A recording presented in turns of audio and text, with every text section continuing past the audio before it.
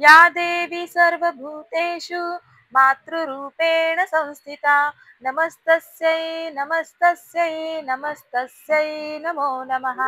श्री स्वामी समर्थ। जय महाकाली। सर्वांना तुम्हा सर्वांचं आपल्या चॅनलवर अगदी मनापासून स्वागत आहे।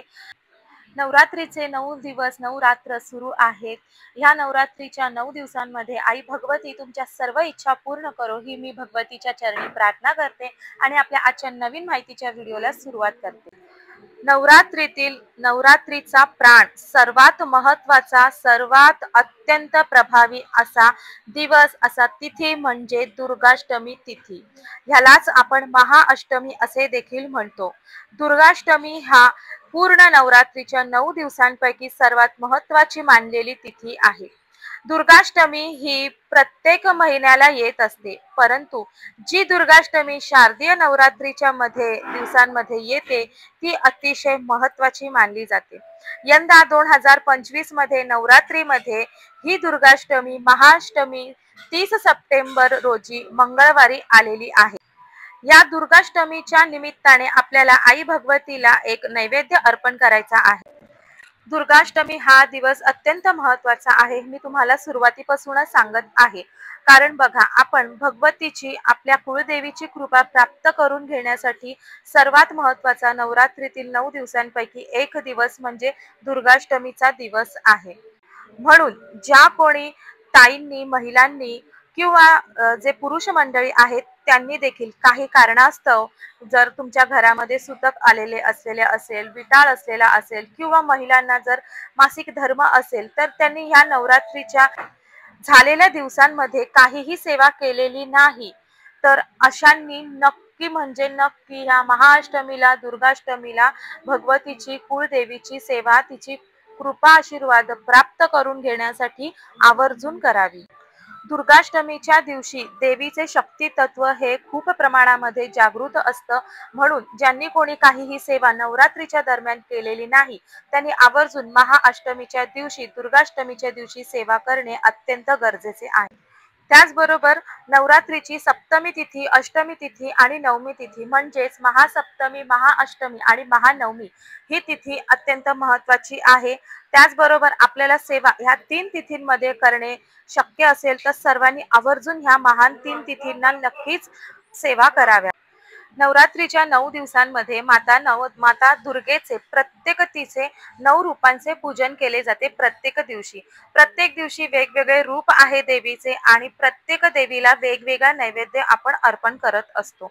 परंतु या दुर्गाष्टमीच्या दिवशी आपल्याला देवीसाठी, आपल्या भगवतीसाठी, आपल्या कुळदेवीसाठी 2 नैवेद्य हे खास आहेत। विशिष्ट असे हे 2 प्रकारचे नैवेद्य आहेत, ते आपल्याला नक्कीच भगवतीला अर्पण करायचे आहेत।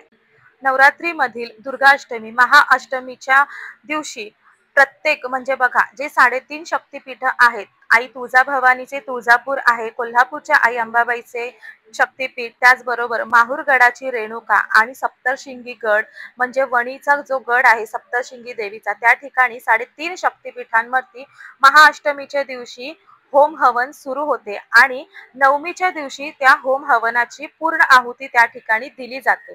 तर बघा, आपण दुर्गाष्टमीच्या दिवशी प्रत्येकाने ज्यांनी घरामध्ये घटस्थापना केलेली आहे, त्याचबरोबर दुर्गा सप्तशतीचे पाठ ज्यांनी केलेले आहेत, पारायण ज्यांनी केलेले आहेत किंवा मग तुम्ही घरामध्ये फक्त मंगल कलश ठेवलेला आहे किंवा अखंड दिव्याची सेवा करत आहात, तर सर्वांनी आवर्जून उद्या अष्टमीच्या दिवशी भगवतीसाठी आपल्याला घरामध्ये होम हा नक्कीच करायचा आहे। आणि होम करताना देखील आपल्याला आपल्या भगवतीला, आपल्या कुळदेवीला खिरीचा नैवेद्य, जी सफेद रंगाची, पांढऱ्या रंगाची दुधाची खीर किंवा शेवयांची खीर आपण होमामध्ये तिला अर्पण करायचा आहे। आता या ठिकाणी काहींच्या मनात असते की आपण होमामध्ये आपण जर खीर अर्पण केली तर खीर ही थेट होमाद्वारे भगवतीला पोहोचते, तर भगवतीचा उपवास सुटतो आणि त्याच्यानंतर मग आपण देखील अष्टमीलाच उपवास सोडायचा आहे, सोडू शकतो। तर हे अत्यंत अयोग्य आहे, म्हणजे हे चुकीचे आहे। सर्वात प्रथम भगवतीचा, कुळदेवीचा, कोणत्याही देवी देवतांचा कधीही उपवास नसतो. वर्षातील 365 दिवसांमध्ये कोणत्याही देवी देवतांचा उपवास नसतो. प्रत्येक 3.5 शक्तिपीठांच्या प्रत्येक देवींना, त्याचबरोबर इतर जे मूळ शक्तिपीठ आहेत, तुमच्या मूळ कुळदेवीचे जे मूळ पीठ आहेत, त्या ठिकाणी अगदी सकाळ दुपार संध्याकाळ आवर्जून देवींना देवतांना पोळी भाजी वरण भात अत्यंत पुरणपोळीचा ह्याच्यामध्ये नैवेद्य हा अगदी दररोज दाखवला जातो. उपवास हा फक्त मनुष्य प्राणी मनुष्य जातीला आहे, देवतांना उपवास नसतो. म्हणून ज्यांचा कोणाचा हा संभ्रम आहे की देवीचा देखील नवरात्रीच्या 9 दिवसांमध्ये उपवास असतो, तर हे अतिशय चुकीचं अयोग्य संभ्रम आहे.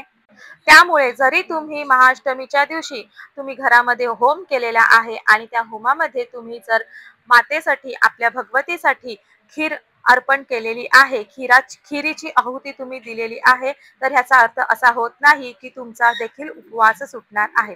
उपवास हा महानवमीच्या दिवशीच सुटला गेला पाहिजे. आता महाअष्टमी उद्या दुर्गाष्टमीच्या दिवशी आपल्याला आपल्या भगवतीला आपल्या कुळदेवीला सर्वात प्रथम एक नैवेद्य आहे, तर तो म्हणजे अत्यंत महत्वाचा आणि अतिशय भगवतीचा प्रिय असलेला नैवेद्य आहे, तो म्हणजे तांबूल आपल्याला अर्पण करायचा आहे. तांबूल कसा बनवायचा आहे हे अगदी सर्वांना माहीत आहे. ज्यांची रेणुका माता ही कुळदेवी आहे त्यांना तर आवर्जून माहीत असणार आहे, माहूरगडाचे रेणुकी मातेचं, की तिला तांबूल लागतं. आणि तांबूल कसा बनवायचा आहे, पद्धत काय आहे, ती सर्वांना ठाऊक आहे. ज्यांना कोणाला ठाऊक नसेल त्यांनी यूट्यूबवर सर्च करावं, त्यांना तो व्हिडिओ त्या ठिकाणी पाहायला मिळेल. त्याचबरोबर तुम्ही जर म्हणजे आपल्या घराच्या अवतीभोवती किंवा बाजारामध्ये वगैरे ज्या ठिकाणी पानाचा विडा म्हणजे जे पानवाले काका असतात त्या ठिकाणी तुम्ही गेलात आणि तुम्ही म्हटलात की मला देवीसाठी तांबूल हवंय, तर ते काका देखील तुम्हाला तांबूल बनवून देऊ शकतात. आता ज्यांना घरी तांबूल बनवायची इच्छा आहे, ज्यांना येतं त्यांनी घरी तांबूल बनवावा. म्हणजे ते पान वगैरे त्यामध्ये गुलकंद लागतो, जे काही पानाचे जिन्नस असते ते पूर्ण एकत्र करून मिश्रण ते कुटायचे असते, त्याला तांबूल म्हणतात. तर ज्यांना शक्य आहे त्यांनी घरामध्ये बनवा, ज्यांना शक्य नाही त्यांनी बाहेरून बाजारातून तांबूल विकत आणा आणि त्या तांबूलचा नैवेद्य भगवतीला दुर्गाष्टमीला आपल्याला अवश्य दाखवायचा आहे. आपण दुर्गाष्टमीच्या दिवशी ज्या काही आपल्या सेवा आहेत भगवतीसाठीच्या त्या आपण करायच्या आहेत. त्याच्यानंतर आपण तांबूल तिला अर्पण करायचा आहे. आपण जो तांबूल तिला अर्पण केलेला आहे तो अगदी दिवसभर तिथेच तिच्या ठिकाणी म्हणजे तिच्या चरणाशी आपल्याला ठेवायचा आहे. आणि तो तांबूल आपण जेव्हा आपला महानवमीच्या दिवशी आपला उपवास सुटणार आहे त्या दिवशी तो प्रसाद म्हणून आपण स्वतः आणि घरच्या आपल्या इतर व्यक्तींना तो खायला द्यायचा आहे. प्रसाद म्हणून तो सर्वांनी खायचा आहे. फक्त दुर्गाष्टमी म्हणजे उद्या आपण तांबूल ठेवलेला आहे तर तो तांबूल त्या ठिकाणीच ठेवायचा आहे, तो उचलायचा नाही. काही ठिकाणी तो तांबूल लगेच 5-10 मिनिटं ठेवतात, ते उचलतात आणि खातात, तर हे अतिशय अयोग्य आहे. तो तांबूल अगदी दिवसभर आई भगवतीकडेच असू द्या, तिला तो अर्पण केलाय दिवसभर तिच्याकडेच तो असायला हवा. दुसऱ्या दिवशी तो तांबूल आपण घ्यायचा आहे. जेव्हा आपला उपवास सुटणार आहे तेव्हा आपण ते तांबूल प्रसाद म्हणून ग्रहण करायचा आहे. दुसरं मी तुम्हाला सांगितलेलं आहे की महाअष्टमीच्या दिवशी दुर्गाष्टमीच्या दिवशी घरामध्ये होम हवन केले जाते, तर त्या होम हवनामध्ये आपल्याला भगवतीसाठी पांढऱ्या रंगाची खीर अर्पण करायची आहे.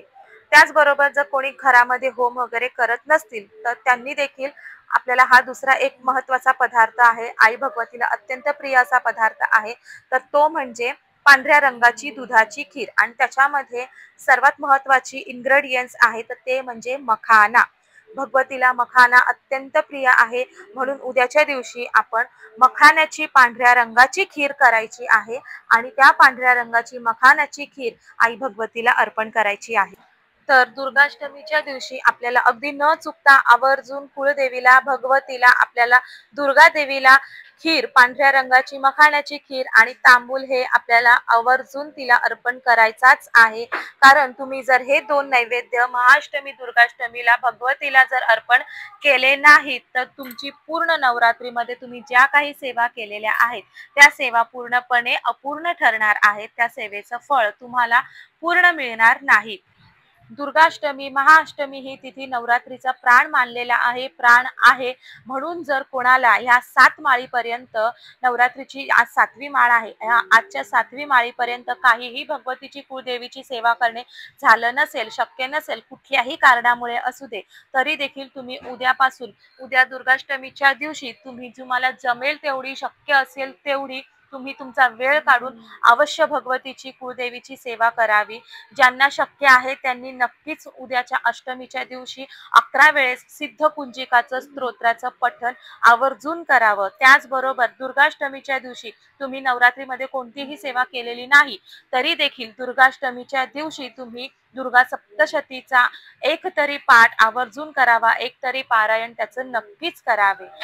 7व्या माळीपर्यंत आपण कुठलीही सेवा केलेली नाही तर अष्टमीच्या दिवशी आपल्याला ह्या सेवा आपल्याकडून नक्कीच झाल्या पाहिजे, जेणेकरून आपली भगवती आपल्यावर प्रसन्न होईल. दुर्गाष्टमी, महानवमीच्या दिवशी तुम्ही देवीच्या फोटोवरती, मूर्तीवरती, टाकावर किंवा मग श्रीयंत्रावरती कुंकुमार्चन देखील अवश्य करायचं आहे. त्याचबरोबर अष्टमीच्या दिवशी, दुर्गाष्टमीच्या दिवशी आपल्या घराच्या मुख्य प्रवेशद्वारावर, आपल्या दरवाजावरती आपल्याला 64 योगिनी यंत्र देखील लावायचे असते. ज्यांनी अगोदर म्हणजे गेल्या वर्षी 64 योगिनी यंत्र आपल्या दरवाजावरती लावलेले आहेत त्यांनी नवीन खरेदी करून आणू नये. ज्यांनी हे माहीत नसेल, ज्यांनी लावलेले नसेल, त्यांनी आवर्जून उद्याच्या तिथीला आपल्या घराच्या दरवाजावरती बाहेरच्या दिशेने आपल्याला हे 64 योगिनी यंत्र लावायचेच आहे. बघा, ज्या काही सेवा आहेत त्या सेवा आपण करायच्या आहेत आणि त्याच्यानंतर आपल्याला एक वेळेस आपल्याला नवार्णव मंत्र ओम ऐं ह्रीं क्लीं चामुंडाय विचे हा म्हणायचा आहे.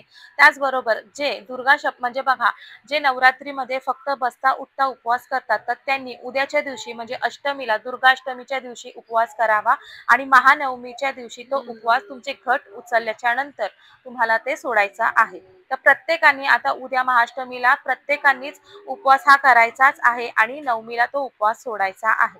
तर अशा सेवा आपल्याला उद्याच्या दिवशी भगवतीच्या आपल्याकडून जेवढे शक्य होणार आहे तेवढा प्रयत्न करायचा. कारण बघा, आपण काही न केल्यापेक्षा आपण काहीतरी केलेलं हे कधीही आणि नक्कीच हे कधीही बरंच असतं. तर आपली पूर्णपणे जे काही सेवा आहे, आपल्या जे काही उपासना आहे ती पूर्ण आपल्या भगवतीच्या चरणी आपल्याला रुजू करायची आहे. कारण बघा, वर्षामध्ये फक्त एकदाच शारदीय नवरात्र येते आणि एकदाच आपल्याकडून एवढ्या सर्व आपल्या कुळदेवीच्या भगवतीच्या सेवा ह्या आपल्याकडून होत असतात, केल्या जातात.